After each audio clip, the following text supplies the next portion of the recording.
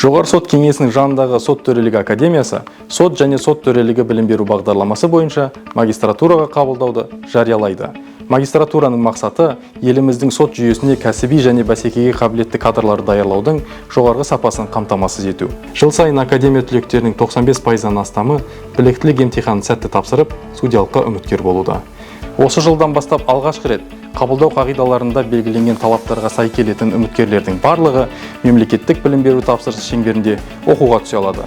Яғни, оқуға тек мемлекеттік қызметшілер ғана емес, мемлекеттік емес сектордың заңгерлері де түсе алады. Құжаттарды қабылдау 1 маусымнан 29 шілдеге дейін жүзеге асырылады. Құжаттарды қолма-қол немесе электрондық үкімет порталы арқылы тапсыруға болады. Біз 29 жасқа толған, жоғары заң білімі бар, заңгерлік өтілі кемінде 5 жылды құрайтын заңгерлерді оқуға қабылдаймыз. Қажетті құжаттардың тізімі академияның ресми интернет ресурсында орналастырылған. Қабылдау емтихандары 3 кезеңнен тұрады: тестілеу, кейс тапсырмаларын шешу және эссе жазу.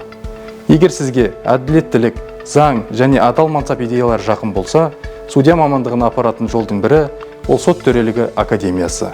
Сот жүйесіне өз жолыңызды бүгіннен бастаңыз.